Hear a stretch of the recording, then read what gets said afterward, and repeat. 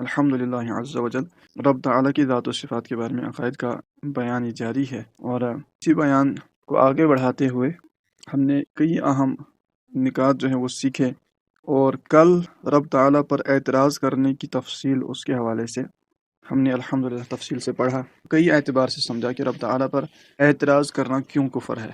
اللہ تعالیٰ کے کام غلطیوں سے پاک ہیں، اور اعتراض اس پر بنتا ہے جس کے کاموں میں غلطی کا امکان ہو۔ جب رب تعالیٰ سے غلطی کا امکان ہی نہیں ہے، وہ جب غلطی سے پاک ہے، لہٰذا اس پر اعتراض درست ہی نہیں۔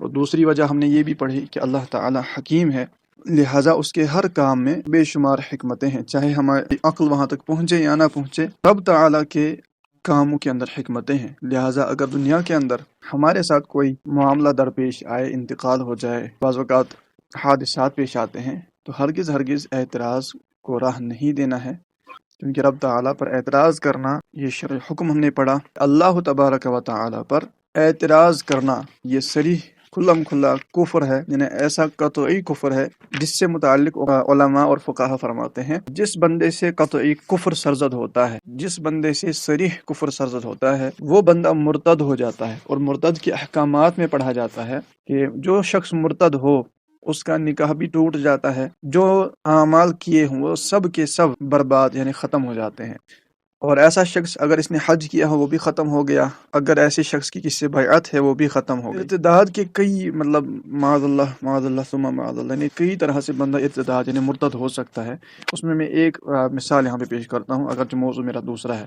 ایک مسئلہ دیکھا گیا ہے ریلیجن کے سیکشن میں، بعض لوگ جیسے مثال کو کہیں پہ فارم بھرنا ہے، کہیں پہ نوکری کے لیے کوئی فارم وغیرہ بھرا جاتا ہے، یا کسی سے پوچھا کہ آپ کا کیا مذہب ہے، تو وہاں پر یاد رکھیے گا یہ جو ہے نا، یہ ڈائریکٹ آپ کا مذہب پوچھا جا رہا ہے کہ آپ کا کیا مذہب ہے۔ اگر وہاں پر کوئی بندہ اسلام کے علاوہ کسی اور مذہب کا نام لے گا، یہ دائرہ اسلام سے خارج ہوگا، یہ صریح کفر ہے، کھلم کھلا کفر ہے۔ بعض لوگوں کو سنا گیا ہے کہ وہ نوکری پانے کی غرض سے، معاذ اللہ، نوکری پانے کی غرض سے ریلیجن کے سیکشن میں کچھ اور لکھ دیتے ہیں۔ یاد رکھیے وہاں پہ آپ کا دین پوچھا جا رہا ہے۔ کوئی آپ کا دین آپ کی زبان سے پوچھے کہ یار مجھے بتاؤ نا آپ کس مذہب سے تعلق رکھتے ہو، یا کوئی لکھ کر پوچھے کہ آپ کس مذہب سے تعلق رکھتے ہو، چاہے آپ لکھ کر جواب دیں یا منہ سے جواب دیں، جو جواب دیں گے وہی حکم نافذ ہوگا۔ کیونکہ یاد رکھیے گا لکھنا جو ہے یہ زبان کی طرح ہوتا ہے، جیسے بندہ زبان سے بولتا ہے اسی طرح قلم سے لکھنے کا بھی وہی حکم ہوتا ہے۔ کوئی اگر زبان سے صریح کلمہ کفر بک دے وہ دائرہ اسلام سے خارج ہوگا، اسی طرح اگر کوئی قلم سے کلمہ کفر بک دے، لکھ دے، وہ بھی دائرہ اسلام سے خارج ہوگا۔ اور اسی بنا پر تو سید اعلیٰ حضرت امام اہل سنت الشاہ امام احمد رضا خان رحمۃ اللہ تعالی علیہ نے، جو ان کے دور میں کچھ مرتد ہوئے تھے جنہوں نے نبی پاک صلی اللہ علیہ وسلم کی پاک شان میں، عالی شان میں گستاخی کی تھی، اور حضور علیہ الصلوۃ والسلام کے علم پر طرح طرح کے اعتراض کیے، معاذ اللہ صریح کفر بکے، تو سید اعلیٰ حضرت رحمۃ اللہ علیہ نے ان پر حکم کفر دیا، جو کہ ایک ان پر ذمہ داری بھی تھی، لیکن انہوں نے وہ کلمات ہاتھ سے لکھے تھے۔ تو پتہ چلا کہ کوئی کفر زبان سے کرے یا کوئی کفر ہاتھ سے لکھے، دونوں صورت میں بندہ دائرہ اسلام سے خارج ہو جاتا ہے۔ یہی حکم وہاں پر ہے کہ جب کوئی کسی سے ریلیجن پوچھتا ہے، مذہب پوچھتا ہے کہ آپ کا ریلیجن کیا ہے، وہاں پر یاد رکھیے گا شان، شوکت، عزت اور فخر سے کہنا چاہیے کہ میرا مذہب، میرا دین اسلام ہے۔ بعض لوگ ہیومینٹی لکھ دیتے ہیں، معاذ اللہ ثم معاذ اللہ، اور یہ تک کہہ دیتے ہیں کہ یہ جو ہے انسانیت تمام مذاہب سے اوپر ہے، اس طرح کے کلمات لکھ دیتے ہیں، یا لیکن مذہب کا انکار، اسلام کا انکار کرتے ہوئے اس طرح کی باتیں لکھنا یہ کفر ہے۔ کوئی اگر پوچھے ریلیجن کیا ہے تو وہاں پہ اپنے عقل کے گھوڑے نے دوڑانے ہیں، انسانیت جو ہے وہ اسلام سے ہی سیکھی گئی ہے، ورنہ انسانیت کہاں تھی۔ لہٰذا اسلام کا ہی نام لینا چاہیے، اور یہ بندے پر فرض ہے کہ ایسے موقع پر اسلام کا دعویٰ کرے کہ الحمدللہ میں مسلمان ہوں۔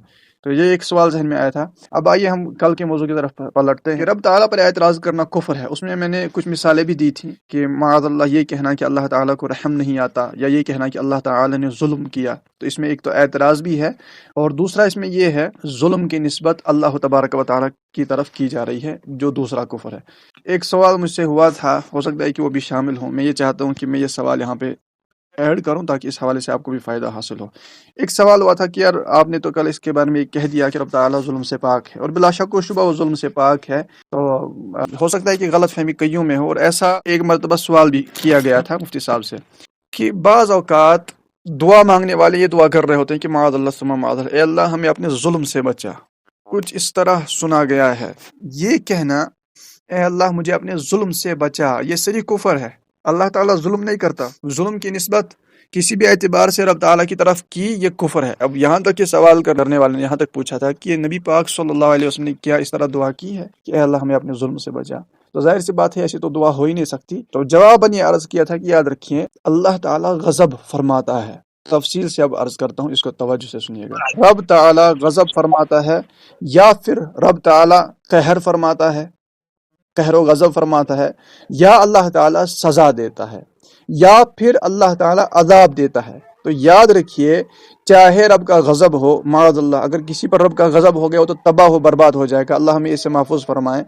چاہے رب کا غضب ہو یا رب کا قہر کسی پر ٹوٹے، یا معاذ اللہ کسی کو رب تعالیٰ سزا دے، یا اللہ تعالیٰ کسی کو عذاب میں مبتلا کرے، ان میں سے کوئی بھی چیز ظلم نہیں۔ یاد رکھیے کہ یہ ظلم سے تعبیر ہی نہیں ہو سکتی، ان چیزوں کو ظلم قرار دینا کفر ہے۔ رب کی صفت ہے، یعنی اللہ تعالیٰ کا ایک صفت ہے نا، وہ ارادہ فرماتا ہے، تو جس پر قہر و غضب کا ارادہ فرمائے وہ تو تباہ و برباد ہوگا، عذاب دینے کا ارادہ فرمائے۔ تو کل میں نے اس کی ڈیٹیل بیان کی تھی کہ اگر کسی کو سزا مل رہی ہے، عذاب مل رہا ہے، تو یہ عدل ہے، یہ رب تعالیٰ کا عدل اور انصاف کہلاتا ہے، نہ کہ ہم اس کو ظلم سے تعبیر کریں گے۔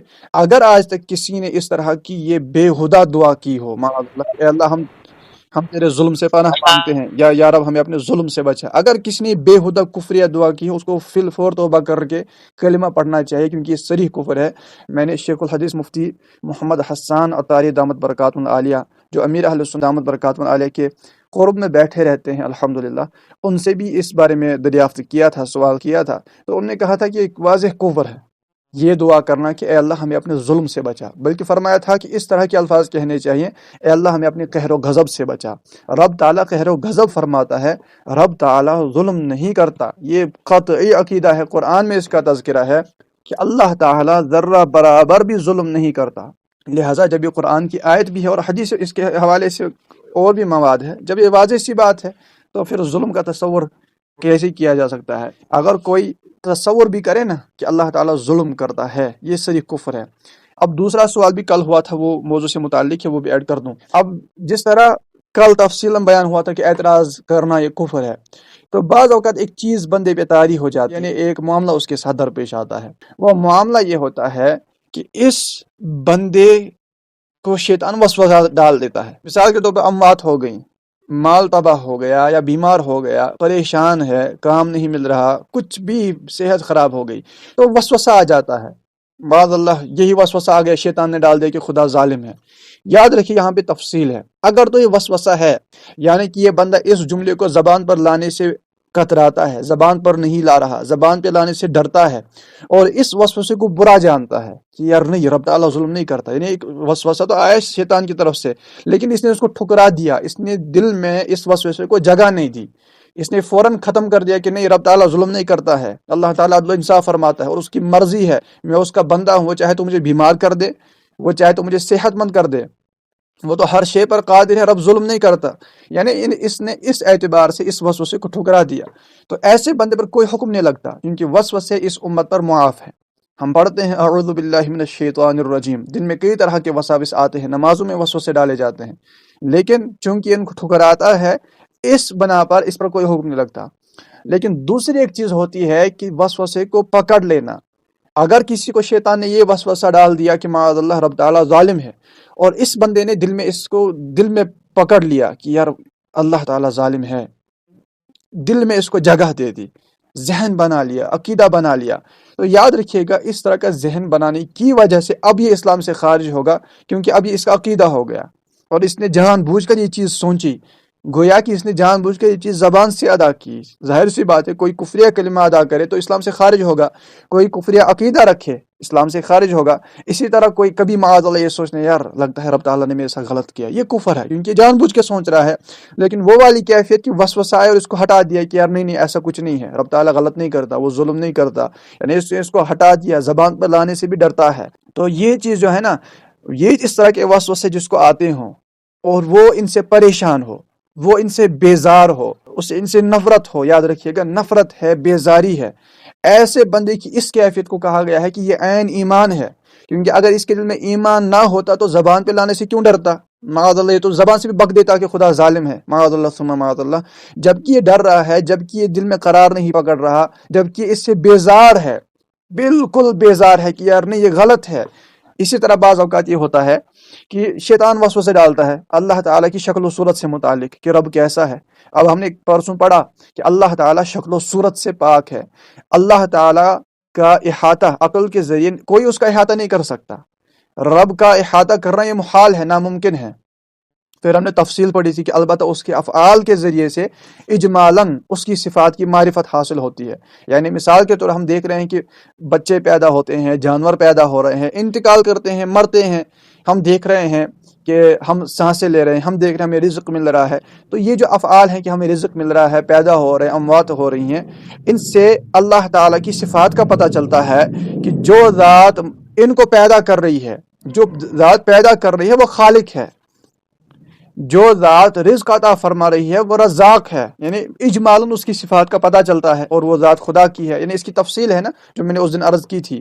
اب اسی طرح سے اگر کسی کے ذہن میں ایک معاذ اللہ شکل و صورت کا تصور شیطان ڈالتا ہے، حالانکہ عقیدہ یہ ہے کہ لیس کمثلہ شیء، رب تعالیٰ کے جیسا کوئی نہیں ہے، نہ اس کے جیسا کوئی ہے، اور وہ جسم و جسمانیت سے پاک ہے، شکل و صورت سے پاک ہے۔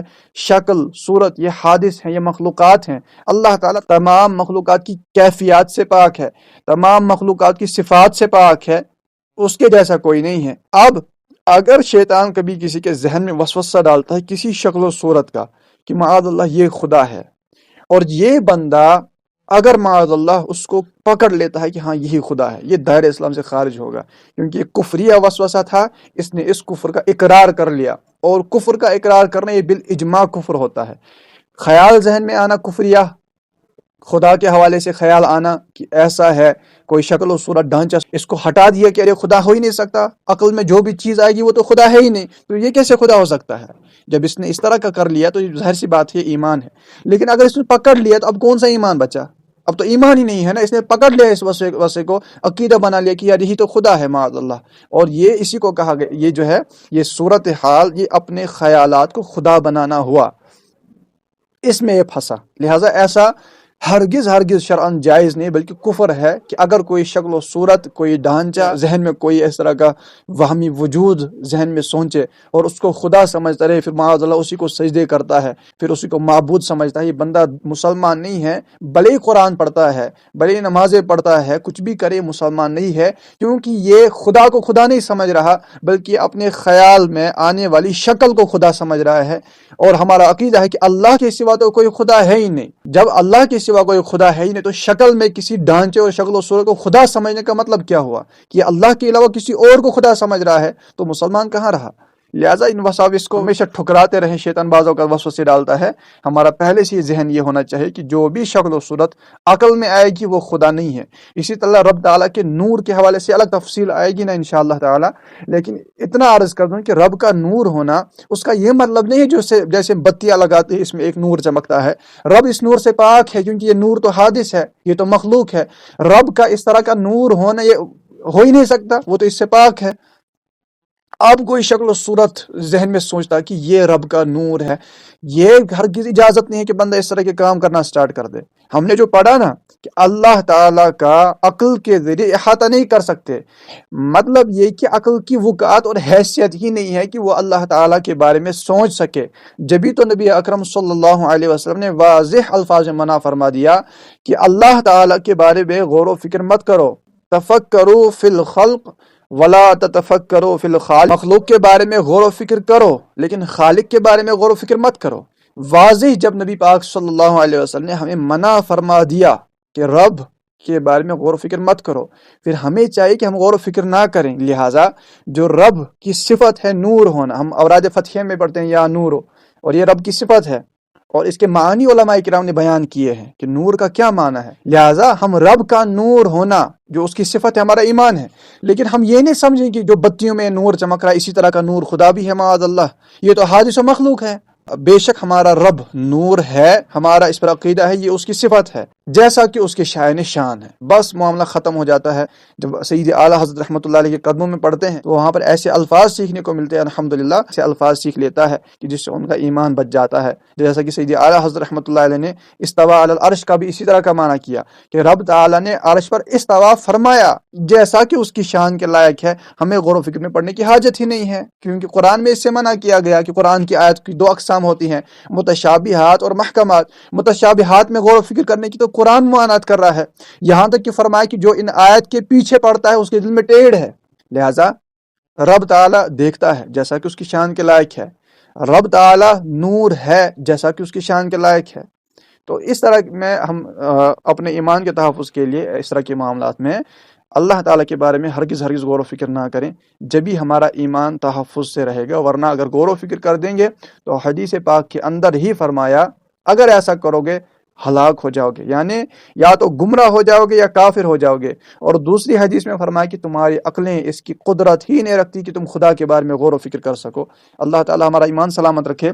تو اس حوالے سے اب ہم پڑھ رہے تھے کہ اللہ تعالیٰ جمیع حوادث سے، شکل و صورت سے پاک ہے، اور یہ چند جو سوالات آئے تھے انتہائی اہم تھے، اس لیے ان کو شامل کیا. اگلا عقیدہ یہاں پر بیان کیا گیا ہے اس کا دیدار بلا کیف. یہ بھی اہم عقیدہ ہے، یعنی رب تعالیٰ کا دیدار ہوگا، یہ عقیدہ رکھنا لازمی ہے.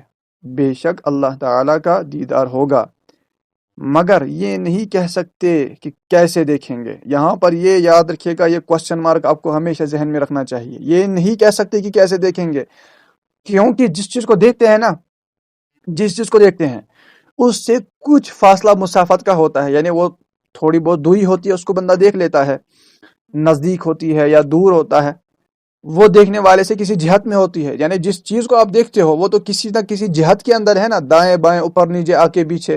لیکن اللہ تعالیٰ ان تمام سے پاک ہے نا. آگے دیکھیے، اس کا دیکھنا یاد رکھے ان سب باتوں سے پاک ہے. پھر رہا کہ یہ کیوں کر ہوگا، یعنی دیدار کیسے ہوگا، تو یہاں پر صدر شریعت بڑا بہترین جملہ فرماتے ہیں کہ یہی تو کہا جاتا ہے کہ کیوں کر کو یہاں دخل نہیں ہے. یہ لفظ کیوں اور عقل کا دخل دینا، یہ لفظ کیوں تب پیدا ہوتا ہے جب بندہ عقل کو دخل دیتا ہے. تو صدر الشریعہ رحمۃ اللہ علیہ فرماتے ہیں کہ یہاں یہی تو سمجھایا جا رہا ہے کہ یہاں تو کیوں کر کو دخل ہی نہیں ہے. فرماتے ہیں کہ انشاءاللہ تعالی جب دیکھیں گے اس وقت بتا دیں گے کہ دیدار کیسے ہوا. اس سب باتوں کا خلاصہ یاد رکھیے گا. فرما رہے ہیں سب باتوں کا خلاصہ یہ ہے کہ جہاں تک میں نے کئی بار جملہ عرض کیا ہے، بہار شریعت سے پڑھ لیتے ہیں، اور پیارے اسلام بھائی اس کو ہمیشہ یاد رکھیے گا. یہ بس اس 5 منٹ کی بات نہیں ہے، یہ تا دم موت بلکہ حالت نزا میں بھی کام آنے والی باتیں ہیں. تب بھی شیطان طرح طرح کے ہتھ کنڈے استعمال کرتا ہے کہ کہہ دے کہ میں ہی ہوں. قبر میں آ جاتا ہے کہہ دے میں ہی رب ہوں. لہٰذا یاد رکھیے کہ سب باتوں کا خلاصہ یہ ہے کہ جہاں تک عقل پہنچتی ہے، جہاں تک پہنچتی ہے، کہاں تک پہنچتی ہے آپ اندازہ لگا لیں. جہاں تک بھی پہنچے نا، فرماتے ہیں کہ جہاں تک عقل پہنچتی ہے وہ خدا نہیں، اور جو خدا ہے اس تک عقل رسا نہیں، یعنی اس تک عقل پہنچ ہی نہیں سکتی. بات ختم. اور وقت دیدار نگاہ اس کا احاطہ کرے یہ محال ہے. ہم نے پہلے ہی پڑھا کہ رب تعالیٰ کا احاطہ نہیں کر سکتے، نہ نظر کے ذریعے سے، نہ عقل کے ذریعے سے، کسی بھی اعتبار سے اللہ تعالیٰ کا احاطہ نہیں کر سکتے. اللہ تعالیٰ حدود میں ہونے سے پاک ہے. ٹھیک ہے.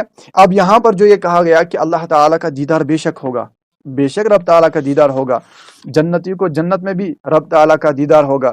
دنیا کی زندگی میں اللہ تعالیٰ کا دیدار نبی صلی اللہ علیہ وسلم کے لیے، یعنی ان کے لیے خاصیت تھی، اور آخرت میں ہر سنی مسلمان کے لیے بالکل دیدار ہوگا.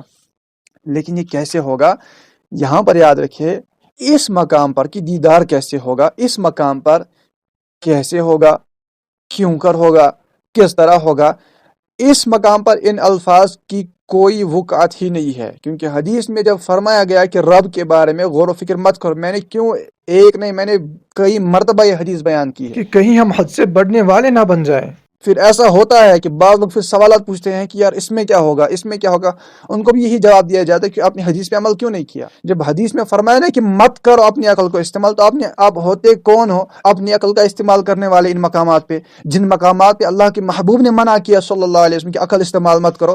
پھر میری کیا ہستی ہے اور میں ہوتا کون ہوں وہاں پر عقل استعمال کرنے والا، جہاں پر اللہ کے رسول نے منع کیا صلی اللہ علیہ وسلم. یہاں پر کہ دیدار کیسے ہوگا، یاد رکھیے گا عقیدہ تو ہے کہ دیدار ہوگا، جنت میں اللہ تعالیٰ کا دیدار ہوگا اور سب سے بڑی نعمت جنتیوں کو یہ دی جائے گی، لیکن وہ کیسے ہوگا اس میں ہم نہیں پڑھیں گے۔ دیدار ہوگا اس میں ہمارا عقیدہ ہے کہ دیدار ہوگا، کیسے ہوگا اس میں نہیں پڑھتے، اس میں ہرگز نہیں پڑھنا، ورنہ ٹھوکر کھا سکتا ہے بندہ۔ اور اگلا عقیدہ کہ اللہ تعالیٰ جو چاہے جیسا چاہے کرے۔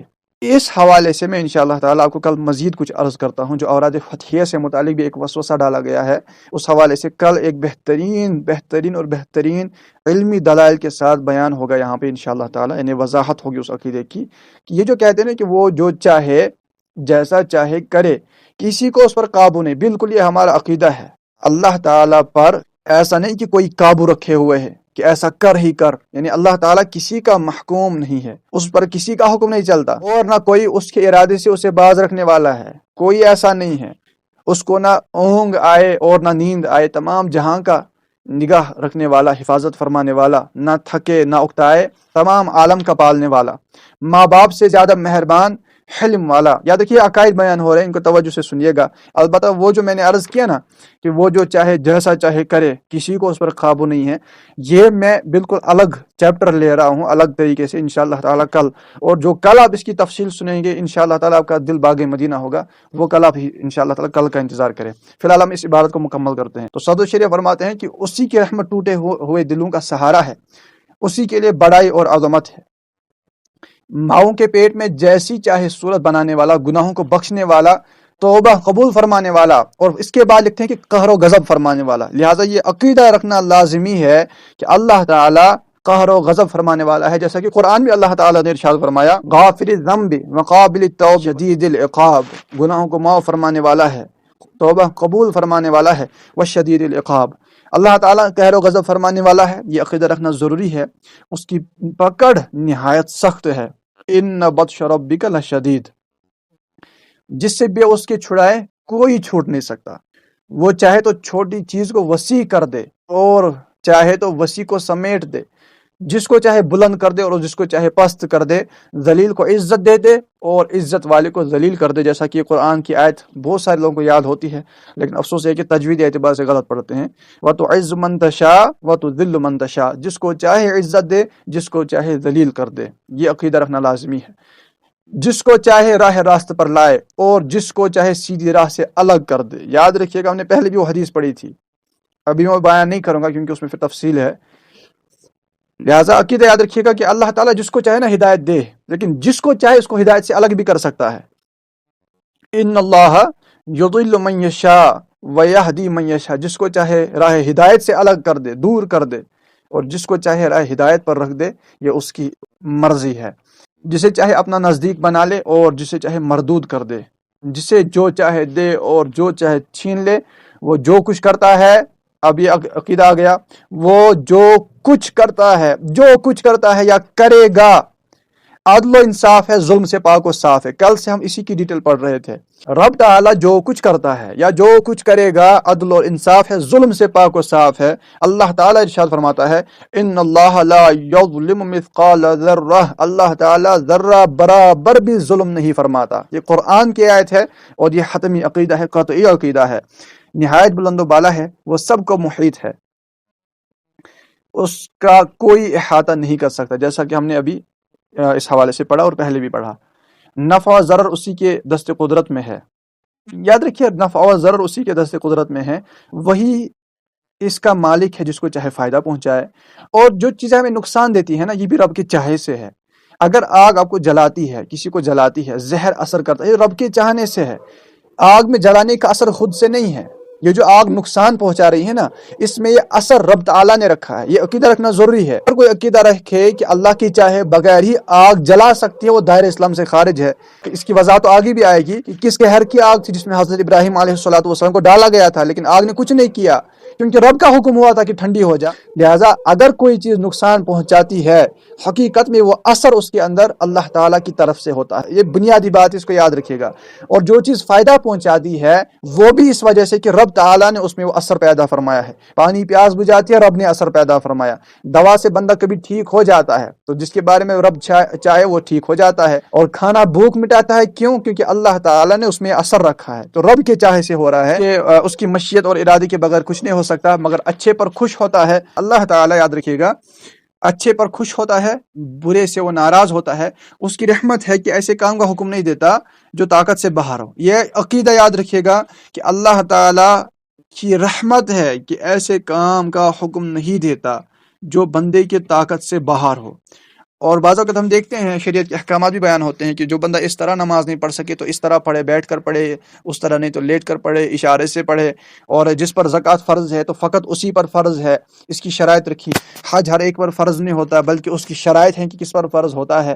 اسی طرح جو ہے دیگر چیزیں جو ہیں، چونکہ فرائض کے حوالے سے بات ہو رہی تھی، تو اس میں یہی ہے کہ اللہ تعالیٰ ایسے کام کا حکم نہیں فرماتا جس کی بندے میں طاقت نہ ہو، بلکہ اسی کا حکم دیتا ہے جو بندہ کر سکتا ہے. اللہ تعالیٰ پر ثواب یا عذاب یا بندے کے ساتھ لطف یا اس کے ساتھ وہ کرنا جو اس کے حق میں بہتر ہو، اللہ تعالیٰ پر یہ واجب نہیں ہے. اسی طرح مالک علی الاطلاق ہے، وہ جو چاہے کرے اور جو چاہے حکم دے. وہ جو چاہے کرے اور جو چاہے حکم دے. ہاں، اس نے اپنے کرم سے وعدہ فرما لیا ہے کہ مسلمانوں کو جنت میں داخل فرمائے گا اور بمقتضائے عدل کفار کو جہنم میں داخل فرمائے گا. یہاں پر بھی وہی بات ہوئی کہ اللہ تعالیٰ اپنے کرم سے جنت میں داخل فرمائے گا مسلمانوں کو، لیکن بمقتضائے عدل یعنی عدل کی وجہ سے کفار کو جہنم میں داخل فرمائے گا. لہذا اس عذاب کو ظلم سے تعبیر نہیں کر سکتے بلکہ اس کے لیے لفظ عدل کہا جائے گا. اور بے شک وہ عدل انصاف فرماتا ہے، اس کے وعدہ اور وہی وعید نہیں بدلتے. اس نے وعدہ فرما لیا ہے کہ کفر کے سوا ہر چھوٹے بڑے گناہ کو جسے چاہے گا معاف فرما دے گا. ان اللہ لا یغفر ان یشرک بہ ویغفر ما دون ذلک لمن یشاء. اللہ تعالی اس کو نہیں بخشتا کہ اس کے ساتھ شرک و کفر کیا جائے، اور اس کے نیچے جو کچھ ہے جو چاہے اسے معاف فرما ہے. کل جس موضوع کے تحت میں نے عرض کیا تھا، آج ہی جس حوالے سے میں وہ تفصیل بیان کروں گا کہ انشاءاللہ تبارک و تعالی آپ کا دل باغ مدینہ ہوگا. میں پہلے سے یہ ایک دعوت آپ کو دے کر رکھتا ہوں. اللہ تعالی ہمیں توفیق دے. آپ سے گزارش ہے کہ کل بھی شامل ہوئیے گا. جزاک اللہ خیر فی الدارین. السلام علیکم ورحمۃ اللہ.